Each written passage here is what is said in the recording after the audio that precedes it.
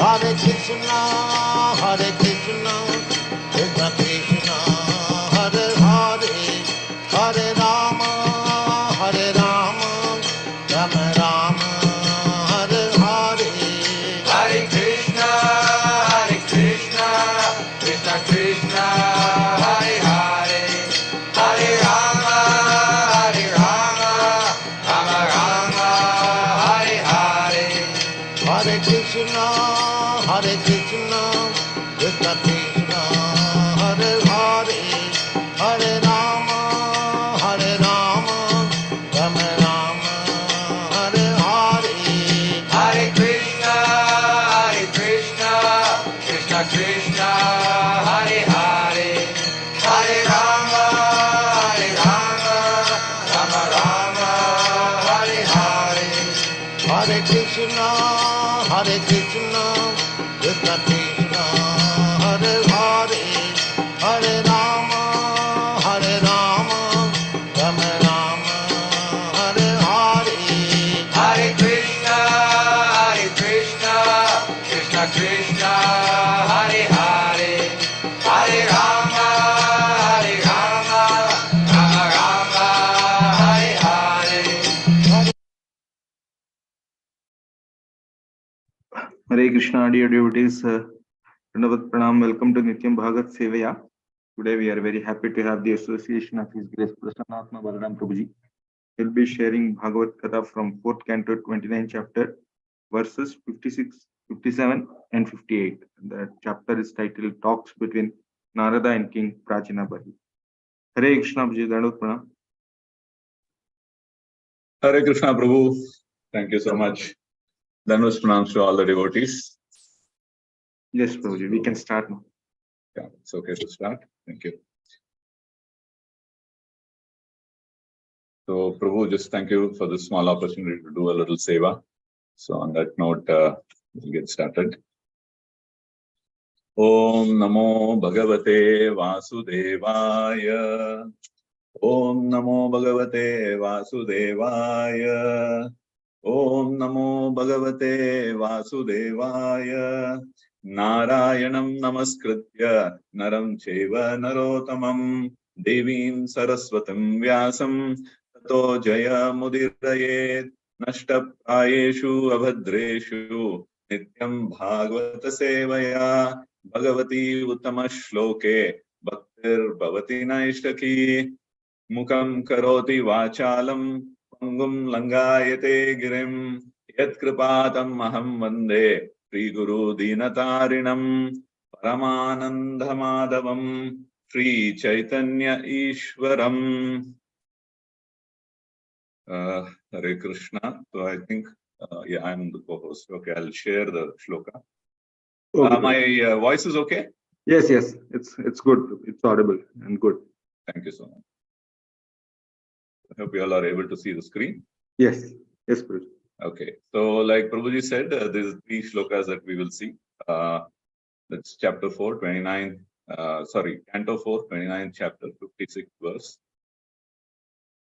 Rajovacha Shrutham Anvikshitham Brahman Bhagavan Yad Abhasata Naitajjananti Upadhyayah Kim Na Bruyur Viduryadhi. So the meaning is like this, translation. So the king replied, my dear Brahmana, whatever you have said, I have heard with great attention, and considering all of it, have come to the conclusion that the acharyas or the teachers who engaged me in fruitive activities did not know this confidential knowledge. If they were aware of it, why did they not explain it to me? By Srila Prabhupada, Jai Srila Prabhupada. So actually the so-called teachers or leaders of material society do not really know the goal of life. They are described in Bhagavad Gita as Maya Apaharata Jnanaha. They appear to be very learned scholars, but actually the influence of the illusory energy has taken away their knowledge. Real knowledge means searching out Krishna. Vedaischa sarvai aham eva vedyo. All Vedic knowledge is meant for searching out Krishna because Krishna is the origin of everything. Janmadasya yataha. In Bhagavad Gita 10.2, Krishna says, Aham adirhi devanam. I am the source of the demigods. Thus, Krishna is the origin and the beginning of all demigods, including Lord Brahma, Lord Shiva, and all others. The Vedic ritualistic ceremonies are concerned with satisfying different demigods. But unless one is very advanced, he cannot understand that the original personality is Sri Krishna. Govindamadi Purusham Tamaham Bhajami. After hearing the instructions of Narada Muni,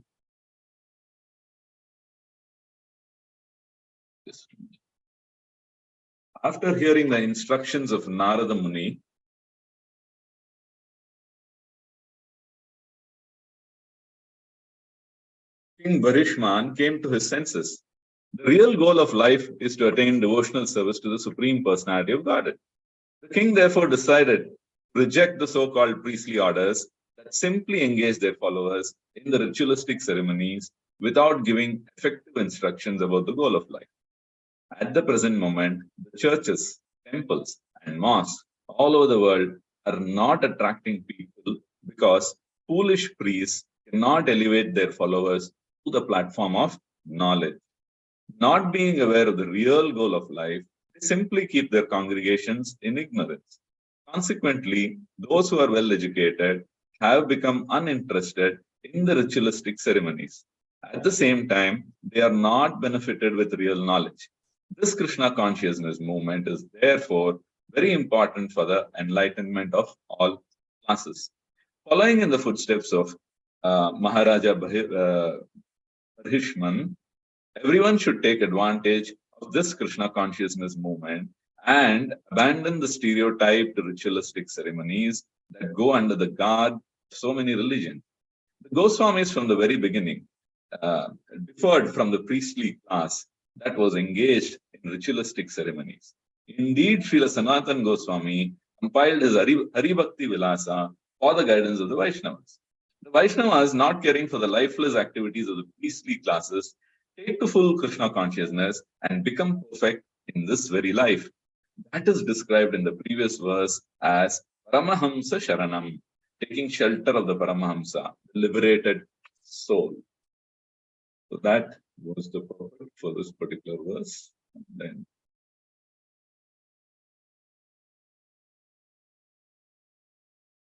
so the next verse also we will read, 57. Samshayo atra tume vipra sanchinnas tattvato mahan rishayo apihi muhyanti yatra nendriya vrittayaha. So the translation is, my dear Brahmana, the king is continuing to talk and he is addressing Narada Muni as, my dear Brahmana, there are contradictions between your instructions and those of my spiritual teachers who engage me in fruitive activities. I can now understand the distinction between devotional service, knowledge, and renunciation. I had some doubts about them, but you have now very kindly dissipated all these doubts. I can now understand how even the great sages are bewildered by the real purpose of life. Of course, there is no question of sense gratification. So the purport by Srila Prabhupada, Jai Srila Prabhupada, King Bharishman was engaged in different types of sacrifice for elevation to the heavenly planets. People generally are attracted by these activities, and very rarely is a person attracted to devotional service, as Sri Chaitanya Mahaprabhu confirms. Unless one is very, very fortunate, he does not take to devotional service. Even the so-called learned Vedic scholars are bewildered by devotional service. They are generally attracted to the rituals for sense gratification. In devotional service, there is no sense gratification, but only transcendental loving service to the Lord. Consequently, the so-called priests engaged in sense gratification do not very much like devotional service. The Brahmanas, the priests, have been against Krishna consciousness movement since it began with Lord Chaitanya Mahaprabhu. So when Chaitanya Mahaprabhu started this movement, the priestly class lodged complaints to the Qazi, the magistrate of the Mohammedan government. Chaitanya Mahaprabhu had to lead a civil disobedience movement against the propaganda of the so-called followers of Vedic principles. These people are described as karma jada smartas, which indicates that they are priests engaged in ritualistic ceremonies. It is here stated that such people become bewildered. Prashayo apihi muhyanti. To save oneself from the hands of these karma jada smartas, one should strictly follow the instructions of the Supreme Personality of Godhead. The instruction is Tanadharman parityajya mamekam sharanam bhaja. Aham tam sarva papebhyo mokshyashyami ma suchaha. Abandon all varieties of religion and just surrender unto me. I shall deliver you all. I shall deliver you from all sinful reactions. Not fear. And that is in Bhagavad Gita 18.66, which is the conclusion of Bhagavad Gita. So text 58, we will see a little later. So we can now try to understand what is the king trying to say here. So we get started. So I'd like to pay obeisances and also seek the blessings of all the Vaishnavas who are present here. So kindly bless me so that I'll be able to do the small seva in the right spirit. The right words come out at the right time in the right spirit. And it is for the pleasure of the lordships and as a service to my guru. So Om Ajnana Timirandasya Jnananjana Shalakya Chakshurunmilitam Yena Tasmai Shri Gurave Namaha Shri Chaitanya Manobishtam Stapitam Yena Bhutale Swayam Rupa Kadamahyam Dadati Supadantikam Namo Vishnupadaya Krishna Presthaya Bhutale Srimate Bhakti Vedanta Swami Niti Namine Namaste Saraswate Deve Gauravani Pracharine Nirvishesha Shunyavadi Paschayata Deshatarini Jai Shri Krishna Chaitanya Prabhu Nityananda Shri Advaita Gadadhara Srivas Adi Gaurabhaktavan Hare Krishna Krishna Krishna Hare Hare Hare Rama Rama Rama Hare Hare. So Hare Krishna. So this is now I don't think we all need background, so we know that we are talking about the conversation between Narada Muni and the king, Prachina Barhi. So here there is a question that the king is asking. So it says Raja Vacha.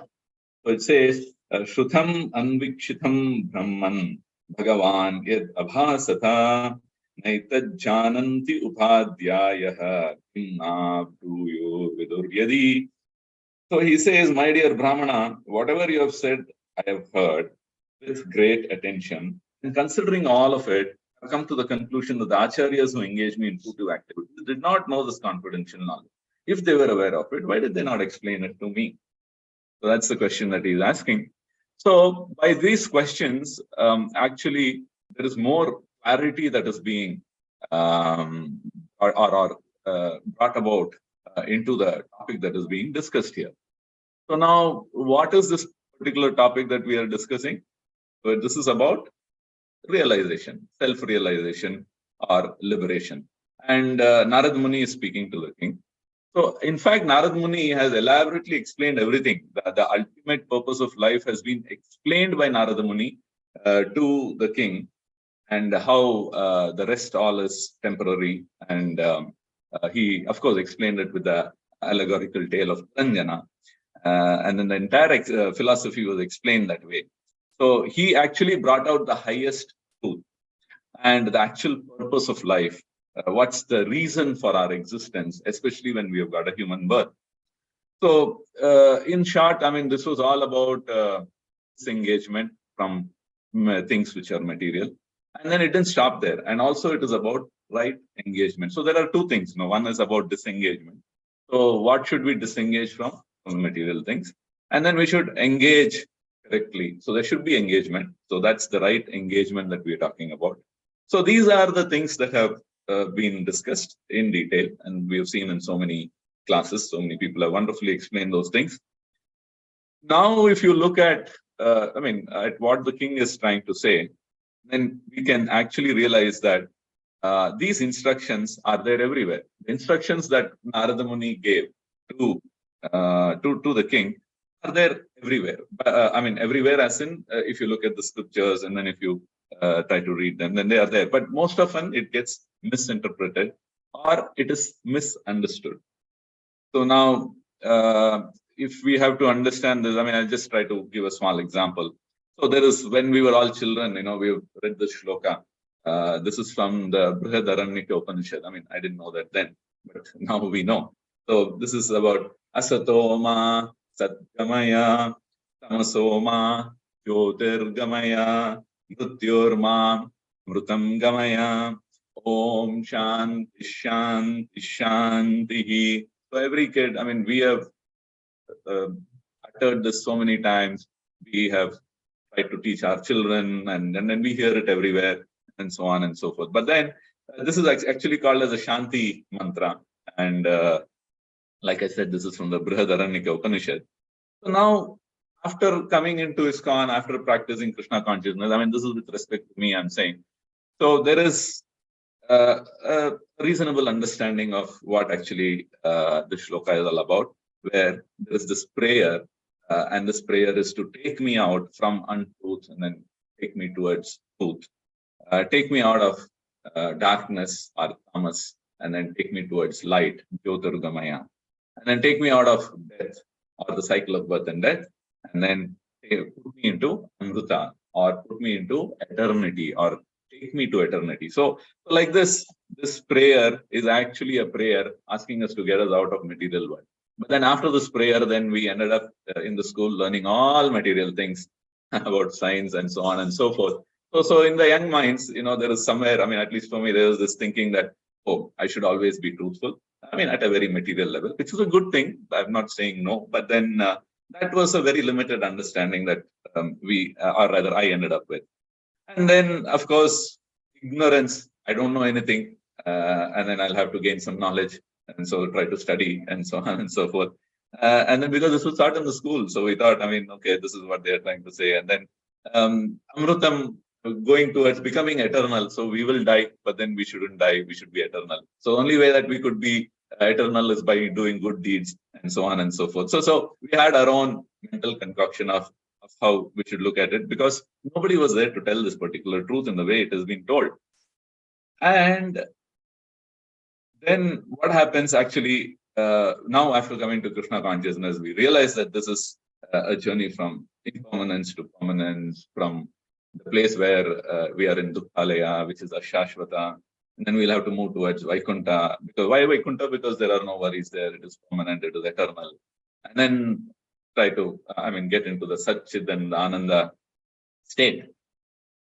So these things are so misinterpreted that, that's the pravrutti of human beings or the jivas who are conditioned in the material world.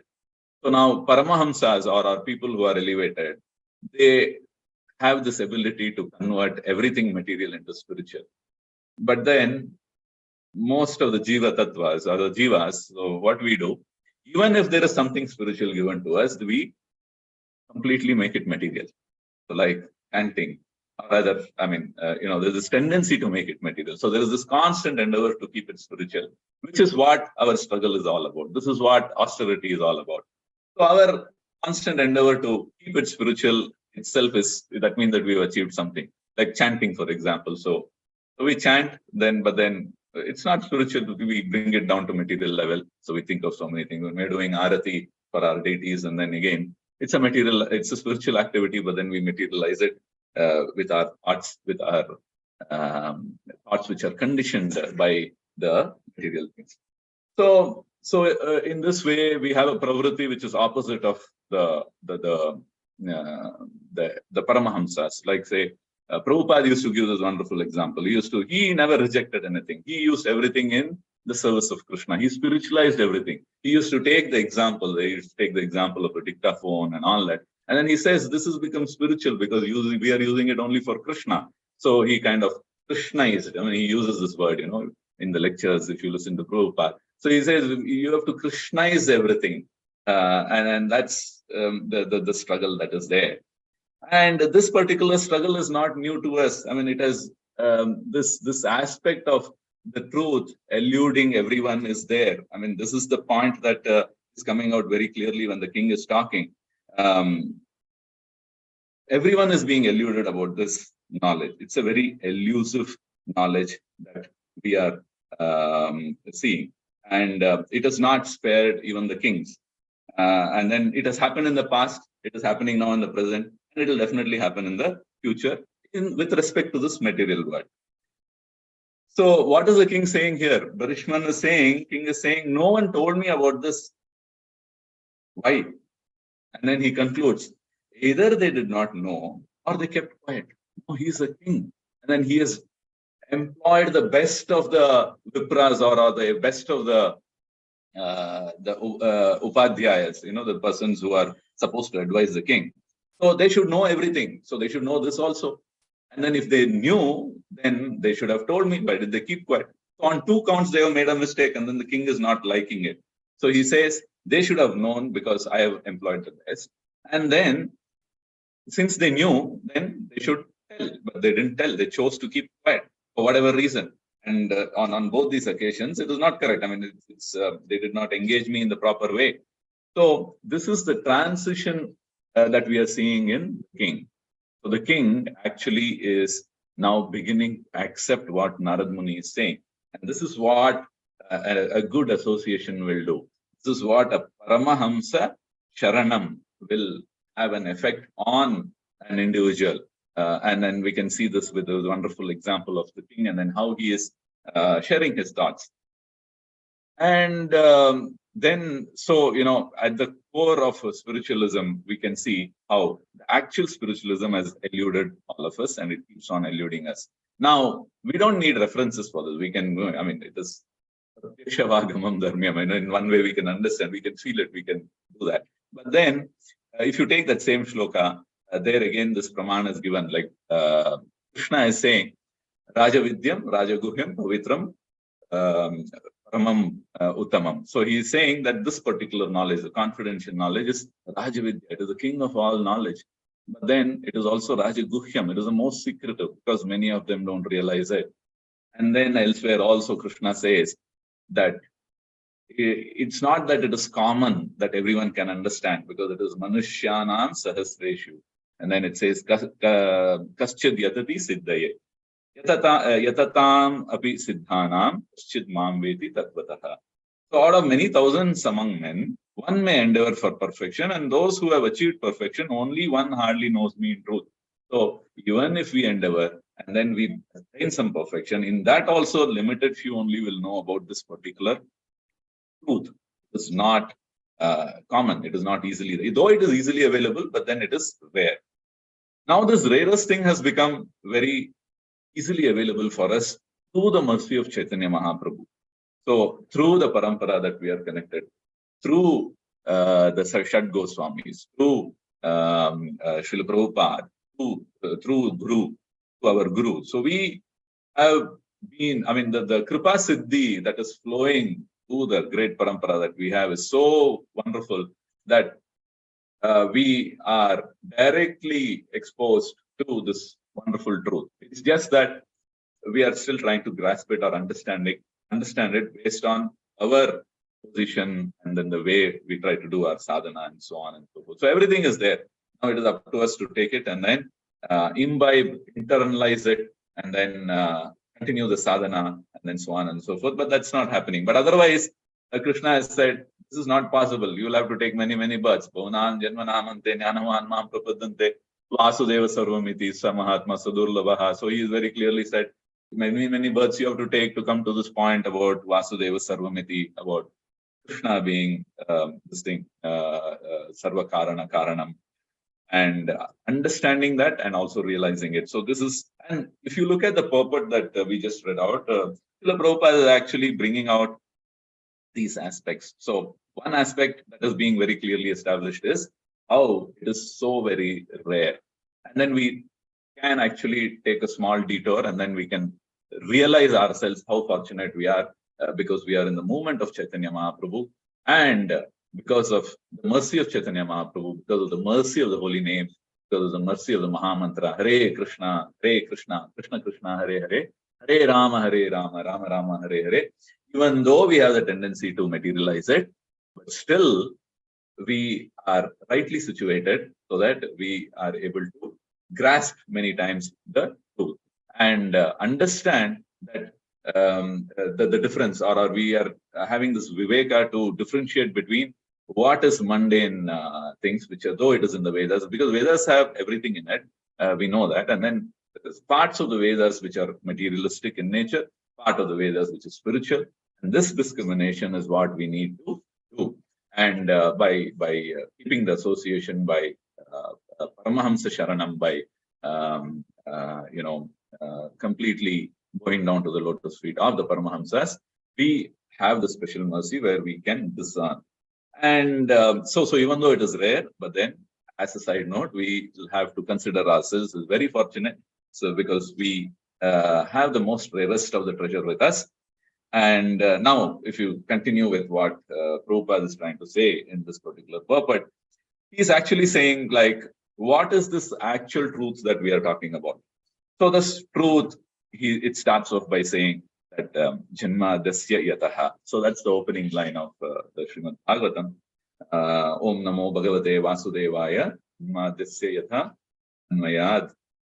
So like this, if you look at that complete shloka, then where it very clearly establishes the fact that Krishna is the origin of everything. So that's the very first understanding that one needs to have.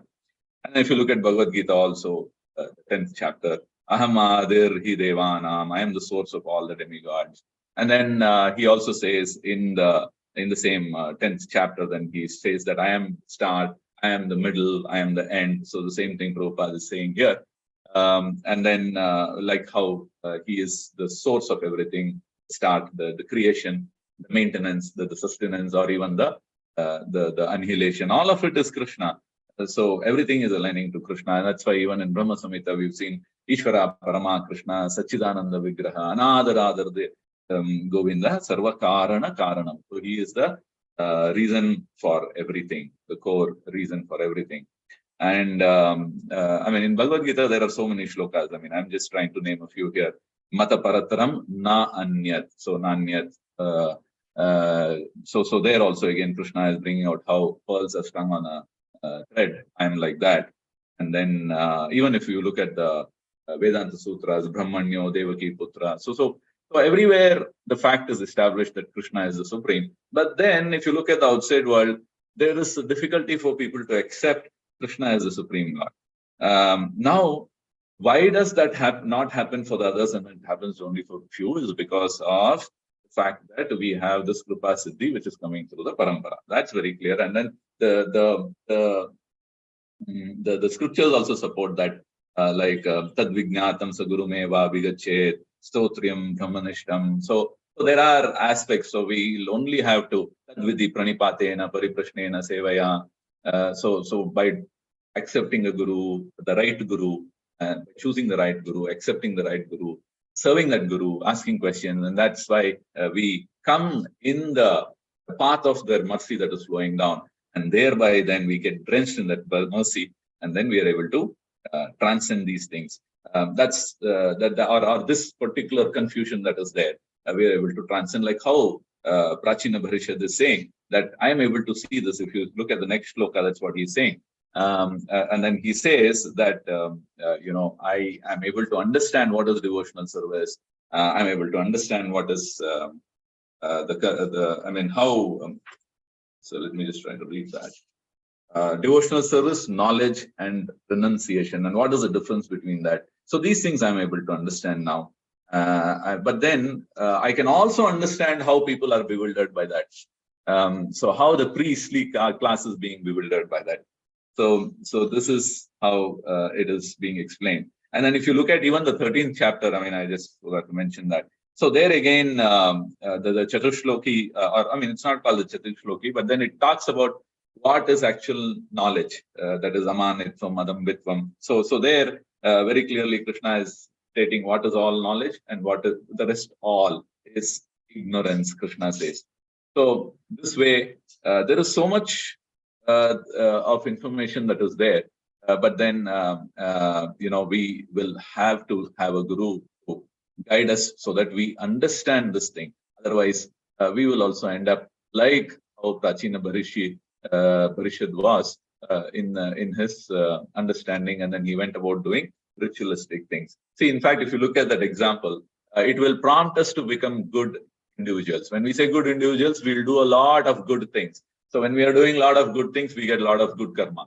And then this good karma will again take us to this platform of better birth. So birth is not eliminated, but then we end up with a better birth, better position, or whatever it is. So eventually, people think that is the goal of life, how I have to improve myself, how I can become better. Today I am this. Maybe in the next life, I will try to, I'll endeavor in a way that I become a very rich person. I become the son of Bill Gates, as an example. Or somebody might say, I might become the son of the Bill Gates in Vaikunta, in Swargaloka. So that is like Kubera's son. But then, if we come into ISKCON, then we will realize that I don't want to become Kubera's son. So if we, when the Damodar month comes and then we listen to one hearing of this past time, then we will all conclude nobody wants to become Nala Kuhera or Mani Griva. So we all don't want to become. We don't want to become sons of Kubera.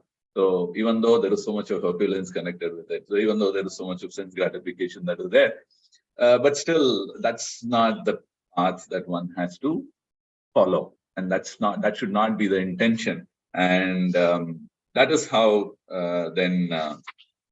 we need the association of Paramahamsa Sharanam, and that is when then we will be able to move on. And this Paramahamsa Sharanam, there is a framework or a platform that is provided in ISKCON. It is set up. It is set up in a way that, through the mercy of Mahaprabhu, where Mahaprabhu actually wanted to take this message to everybody, to the masses and to the classes. We have seen so many lectures in the past week where Chaitanya Mahaprabhu's mission was discussed and explained so wonderfully by various devotees. So, preaching to the masses, preaching to the classes, to everybody without any differentiation, without any pre-qualification that is there or not there, nothing of that sort. So everybody can take it. The more fallen, the more of the mercy flows through to that particular individual, and then thereby giving an opportunity for that person to elevate himself from the material attachments and then move on to the spiritual realm. So now we've clearly understood about material and spiritual. So now, talking about material and spiritual, where is it all coming from? It is all coming from the Vedas again, and that's what is being highlighted in these two shlokas. We are seeing there are aspects in the Vedas which talk about material advancement or trying to better the position, and these are called as fruitive. These are activities which are fruitive in nature. Fruitive in nature, as in materially trying to advance ourselves. These are called as karma kanda aspects in the Vedas. But then there are also transcendental or adhyatmika aspects in the Vedas. And the highest in that is the Pancharatrika Vidhi, which we know that's what Narada Muni has preached. And then the instructions that are given by Narada Muni is in the Pancharatrika Vidhi. And of course, the Bhagavata Vidhi. So we've heard Bhagavatam so many times, how it started and all that. So this way we can conclude that Adhyatmika knowledge is through these. And also there are certain aspects which are not relating to the Karmakanda activity, which is what is meant for us. We should not take the mundane Karmakanda activity. So that's why if you look at the Purushartha that is there in the Sanatana Dharma, it talks about Dharma, Artha, Kama, and liberation, moksha. Dharma, Artha, Kama, and then moksha. But what has happened? Moksha is forgotten. So we just stick to Dharma, Artha, Kama. But then if you look at this three and not have the full knowledge, then that means that we keep going round and round in the cycle of birth and death. So again, Dharma, Artha, Kama. And then again, some good deeds are there. Then again, get into another birth, get into another body without the moksha. Moksha is eluding. So keep rotating in that sagara. And then, of course, there is suffering because this is the nature of the material world is dukkhalaya. So whatever good deeds we do, We've always done some past bad deeds, so it'll always catch up on us. There is joint karma, individual karma, collective karma, so on and so forth. So much of theory is there around karma, which helps us to understand this. But then we have also, like how the king is rightly concluding here, so we have also beginning to understand this aspect of knowledge. Now, there's another interesting observation that is being made by the king, as well as Prabhupada is explaining very wonderfully in the purports. So, this aspect of Bhakti Yoga or Sharanagati is established as the supreme truth, and not many understand this. Now, a person who has taken this Sharanagati or the Bhakti Yoga process will encounter a lot of resistance from other people. So there is so much of envy because they don't understand it. So this is another aspect of Bhakti Yoga. Because they are so bewildered, they are not able to take to it, and so elusive it is, they are not getting it. And this is so evident right from Chaitanya Mahaprabhu's days. In the purport we saw Prabhupada explaining how Chaitanya Mahaprabhu, when he was talking about, see, as long as when he was Nimai Pandit, everybody was adoring him, and he was feared, and then he was like revered, and all of that. But then the moment he started the Harinam Sankirtan, he moved to the Bhakti aspect. Then all his devotees, all his disciples themselves were at first, they were taken aback, and there was some questions, and then they wanted to know how, why, and prove. And Mahaprabhu spent quite some time trying to explain these things, and then slowly they converted. And then while internally, inside among his followers only this was happening.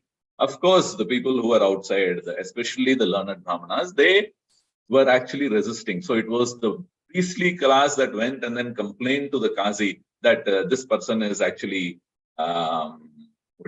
polluting the system that we have, and so on and so forth. So which actually we know is not the right way. But then this envy is there. We also know where this envy is coming from, because the envy of Krishna, and that's manifesting in different ways. Especially it manifests towards a devotee. So you go on book distribution, we all have experience, or we have some idea of what it is. We've heard senior devotees talk about what they went through, how they were treated, mistreated, so on and so forth. So where is all this envy coming from? This is because this nature of truth is such that it is very elusive.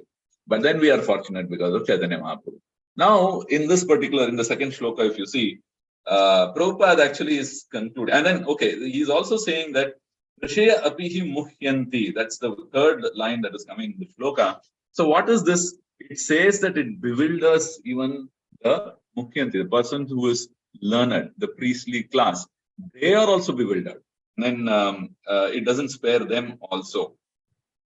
So this, and such people, Prabhupada is calling them as karma jada smartas.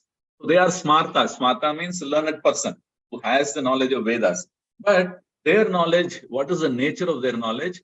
It is materialistic. Why? Because this word jada, jada means root. We know that, right?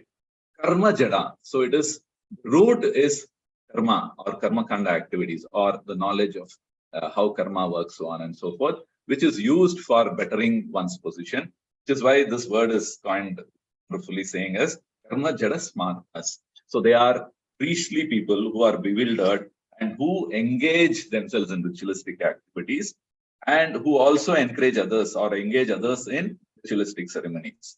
So here, Prabhupada says we will have to save ourselves from such people.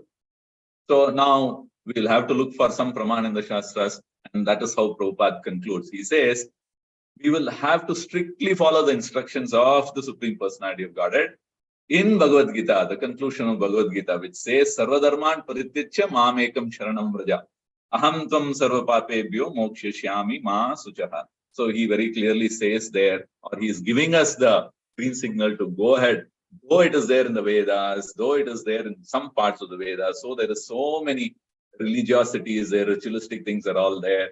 But then if you have to come to me, and Sarvadharman Parityajya, please give up all these activities and just surrender unto me. Mamekam Sharanam Vraja. I shall deliver you from all these reactions. So once we are delivered from sinful reaction, means then our sins are all gone. So there is no need for us to continue, take another birth, go through those reactions. So we will directly go back to Krishna. So he says, do not fear So there's this fear, oh, I don't follow this, what will happen to me, so on and so forth. So Krishna is actually giving an assurance, saying that don't fear, just give up everything and then go ahead and then surrender to me.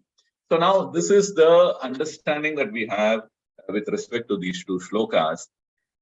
Now, this particular verse is a very interesting verse, actually. This verse there is a pastime around this verse, even in Ramanacharya's pastime, So I'll just try to take a couple of minutes to narrate that particular pastime. Some of you might be aware of this. And then we will also try to see what is the relevance of that particular pastime, and then how we should view this particular pastime, and how we should accept the knowledge that is there. So that's the intention of trying to look at this. So Ramanacharya, we know, this was nearly 1,000 years back, and then he's belonging to the Sri Sampradaya. So he had many disciples. So among the disciples, there were two prominent disciples of his, by name of Kuresh and Dasharati. So actually, Kuresh and Dasharati, they are among the first disciples of Ramanacharya. So Dasharati is a very learned Pandita. He's a very scholarly kind of a person. And Kuresh is a very rich individual who had a lot of money. Of course, he gave up all of that and then gave it up, and then he and his wife joined. That is with respect to Kuresh. Dasharati is actually a relative of Ramanacharya. But then anyway, these two were wonderful. They were like the prominent disciples of Ramanacharya. They were like the left and the right hand, you can say, for Ramanacharya. So now, what happens is when they were there and they were serving Ramanacharya, serving Sri Sampradaya, trying to preach and do so many things. At one point, Kuresh actually goes to Ramanacharya and then he requests his guru to kindly explain the meaning of this particular verse. Which verse? It's the same verse in Bhagavad Gita that we discussed. Sarvadharman mamekam sharanam braja. Kindly explain the inner meaning of this verse to me, Guru, he requests. So for then Ramanacharya thinks for a little while, and then he tells Kuresh, okay, I can do that. Or rather, he says, you please go and then go to Goshti Purna. Goshti Purna is actually another Vaishnava in the same parampara, who is actually a guru for Ramanacharya. And he's staying in another place. All this is happening in Srirangam. And Goshti Purna is in another place. So I don't recall what is that place. But anyway, he's there. And Goshti Purna is the same guru whom Ramanacharya disobeyed. Some of you might know that particular pastime where he was given a shloka, secret mantra for liberation. So anyone who utters or chants that, they will be liberated for sure. That is how Goshti Purna is giving this mantra. He says, don't share it with anyone. But then Ramanacharya immediately goes and then he gets on top of a small hill or calls all the people of that particular locality or village, and then he gives that mantra to them. What is that mantra? Om Namo Narayanaya. So that mantra he gives to them, and then this news reaches Goshti Purna. He becomes very angry. Then he goes and then explains, and then he says, it's okay if I go to hell because I have disobeyed you, but then so many people will get liberated, and that is more than sufficient for me. And then he's able to understand the mood of Ramanacharya, and then he becomes very happy with him. So that is Goshti Purna. So now Ramanacharya, also after this incident, now Kuresh is asked to go there and then serve Goshti Purna, and then he said he will explain the meaning to you. So he goes there and then he serves, and then this is not Kuresh, this is actually Dasharati. So this happens with Dasharati. So he's asked to go there and then serve. So he goes and then he serves, and then after 6 months or whatever, then he comes back. Means Goshti Purna says, now, okay, you've served me very well. So now you go back to your spiritual master Ramanacharya, and he sends him back. Now, of course, he cannot ask the Guru, but you've not explained me the meaning and all that. So he just accepts the situation and then he comes back. After Dasharati comes back, then he tells him that he did not tell me meaning. Meanwhile, when he comes back to the ashram, Mahapurna, another Acharya of Ramanacharya, or another Guru of Ramanacharya, he has a daughter who is actually married and then living in another place. At that point, she is there with Ramanacharya. The background to that is that she is married and then she is in her household, her husband's household, serving. But she's burdened with a lot of work. She's the only one who has to take care of a lot of things, and she's not able to do this particular seva in the household of her in-laws. So she comes here and complains to Mahapun, or rather she's sharing that particular misery that she's going through. Mahapun says, yeah, we'll try to find a solution. So Mahapun then says, takes her to Ramanacharya. And then they are discussing and then they are explaining this. So they are at this point where they conclude that it will be good for the daughter if there is an extra hand to help her out. And that extra hand can be from the Maike, that is from Mahapun's side or from this house, which is where Ramanacharya, everybody is there. This is Maike for her. So Ramanacharya says, why don't you take one of our devotees and then let them be there with you. So that person will help you with all your menial job. So then at that point, Dasharati is coming there. So Ramanacharya then says, hey, and by the way, talking of taking somebody, I think already Dasharati is there. So he instructs Dasharati, please go with her and then help her out in her daily chores. So then Dasharati accepts that and then he goes there and then he's there for probably a year or many, many months doing all the menial work. But then he is supposed to remain there not as the exalted disciple of Ramanacharya, but as an ordinary, regular person. So he is there doing all the menial work, washing vessels and so on and so forth. And then in that village, actually, there is one Vidwan who comes. Those days, these Vidwans used to visit and they used to give discourses and all that for the general public. And that's how they used to do their preaching. So there is this Vidwan who had come to that village and then he is talking about Krishna. And when he is talking about Krishna, this servant who is actually Dasharati, whom the others don't know, he is listening to it and he understands that there is the tinge of Mayavad that is there.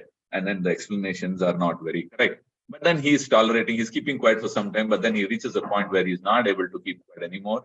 He approaches him because he is somewhere washing vessels. He's not even sitting in that congregation and then listening. He's there somewhere, but then he is listening. And then he comes out and then he gets into an argument. Argument means like a debate, we can say, a debate where he is putting his points. He's a learned person. He knows the tattva, he knows the scriptures very well, he can quote. So in no time, he is able to establish supremacy of Krishna, and thereby he ended up exposing himself. And then everybody is shocked, realize that he is Dasharati, who is a very prominent disciple of Ramanacharya. And then they apologize, and then they say that he took services from you. They immediately take him back to Ramanacharya. And then they explain this thing. And then Ramanacharya actually becomes very happy because the Vidwan actually gets convinced. And then this happens without any ego. In a very humble way, he is able to put across. So Dasharati was a very learned Vidwan, and he had a lot of ego, which the Guru knew. And before he could explain this, or in the whole process of explaining this particular verse, he had to go through this humbling, training. And then that's how then he went to Goshti Poon, and then he was serving him. And then after that, then now as a menial servant, he ended up working in some household under the instructions of Ramanacharya. So Ramanacharya then realizes that this is fine, and then he actually gives him the import or the inner meaning of this particular verse, Sarva Dharman Parityaja. Meanwhile, actually before this, Quresh is the first one who actually goes and then asks for the meaning. But for Quresh, a slightly different thing happens first. So now whatever I narrated was with respect to Dasharati, which should have actually come second. The first to approach was Quresh. So Quresh, when he goes there, he says, okay, I can explain this to you, but before you become eligible for explanation, please go and then beg for 1 year. You live out of the alms that you collect through begging or through Madhukari. So we'll not use the word begging. We'll say through Madhukari. So he and his wife, both of them, 1 year. But then he says 1 year is too long a time. I don't know what happened. So please be merciful. And Ramanacharya relents. And then he says, okay, not 1 year, 1 month you do.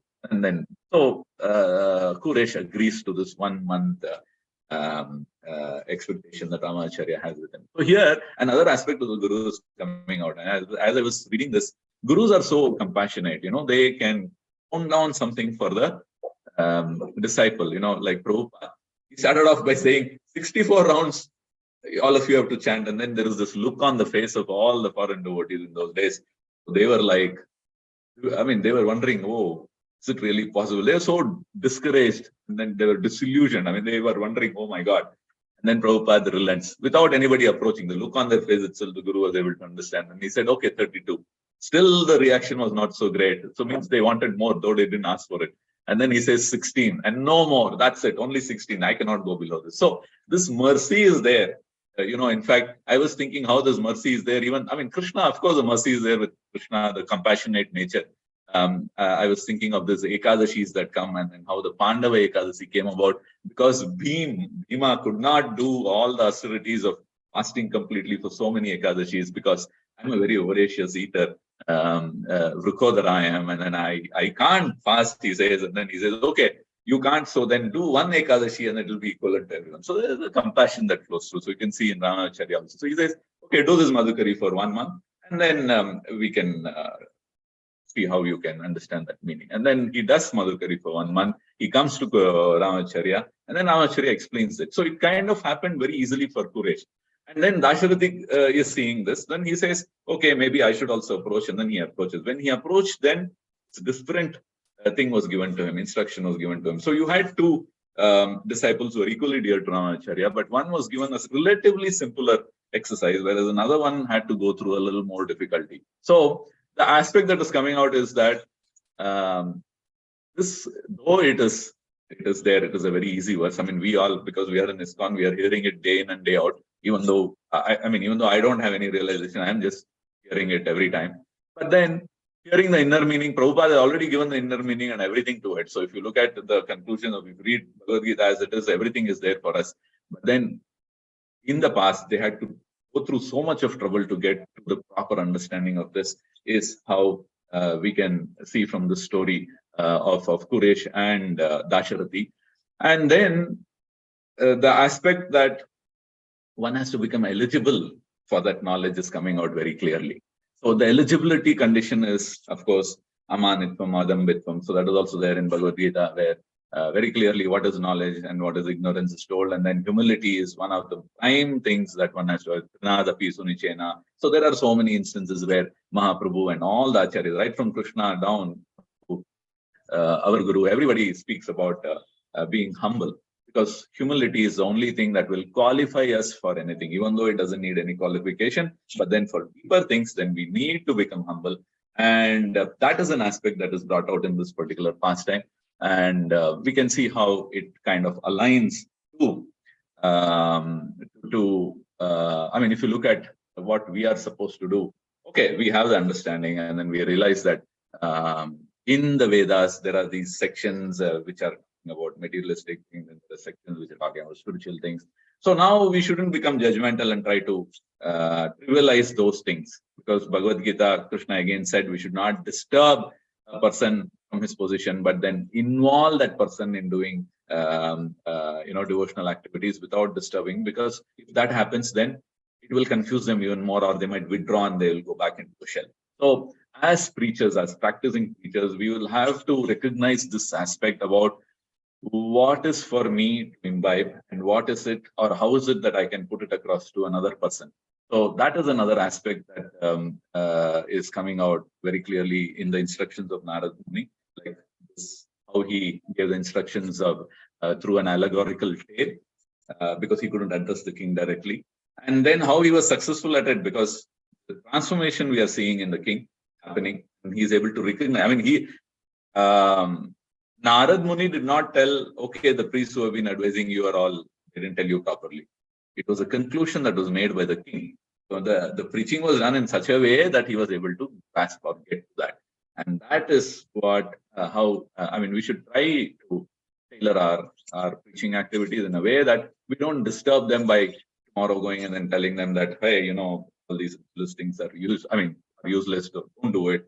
And all that. We shouldn't disturb them. We should realize what is their position, and then try to slowly, in a nice way, take it out. I'm not an expert at that, but then theoretically, I'm just saying this is how it should be, and we should recognize that, realize that. So this way we can understand from these two shlokas.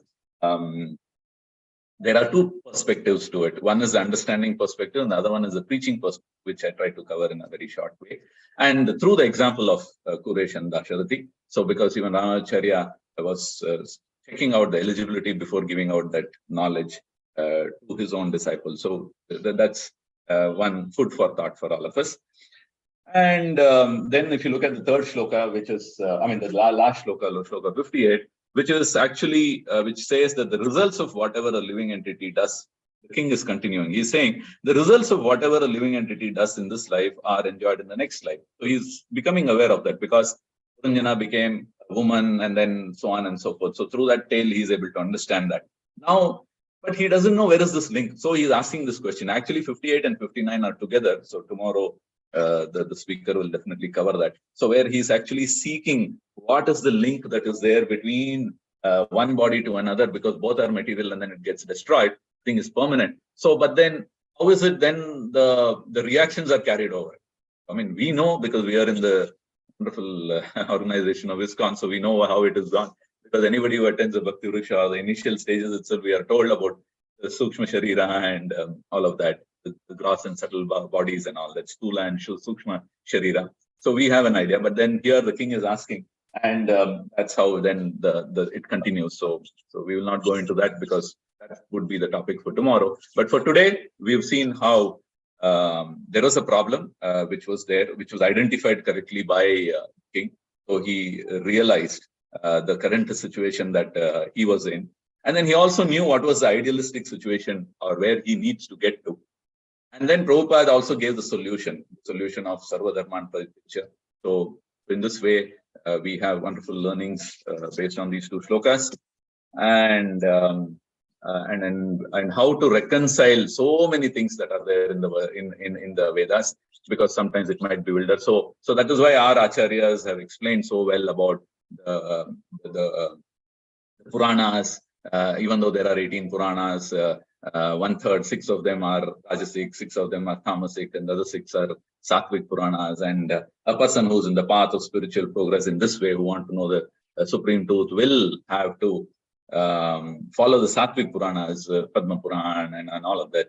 So this way, there are many details there. And Rajasic and Tamasic is just for information. I mean, we are not generally very keen on those things, especially the Tamasic ones. Maybe we just have some working knowledge about how the worship of Kali is done, how sacrifice is there. So sometimes, we come up with these questions. They'll say, you are talking so much about meat eating, not to do meat eating, so on and so forth. But in your own Puranas, there is Kali worship is there, there is sacrifices that are there, so on and so forth. But then our acharyas have explained how that is to be viewed, and then how it is meant for certain type of people, and how a purification happens if they follow that. So even if you follow those things, there is purification. So for these things are there for each of us. So Krishna is so magnanimous that he doesn't want to leave out anyone. So he has some text for the Tamasic people so that they can come out of that.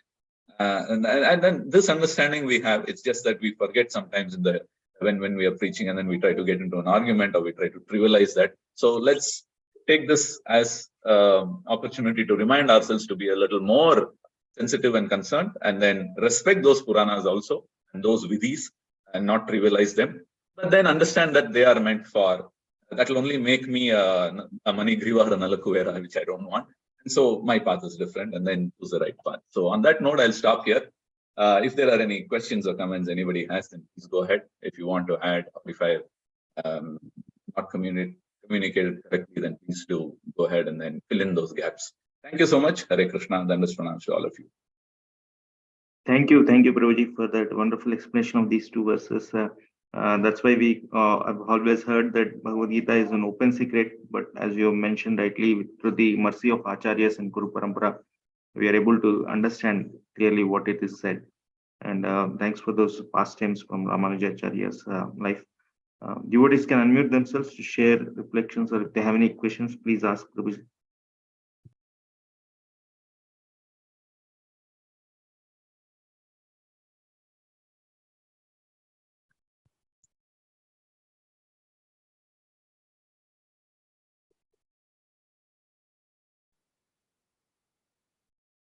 So, yeah, I think we can conclude if that's okay.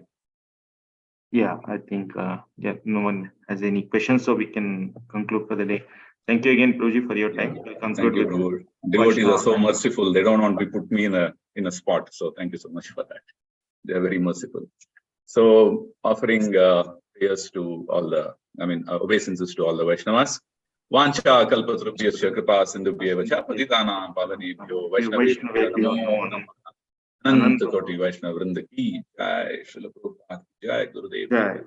ग्रंथराज Shrimad Bhagavatam की जय। Hare Krishna. Thank you all. Have a wonderful day. Hare Krishna. Hare Krishna. Thank you everyone for joining.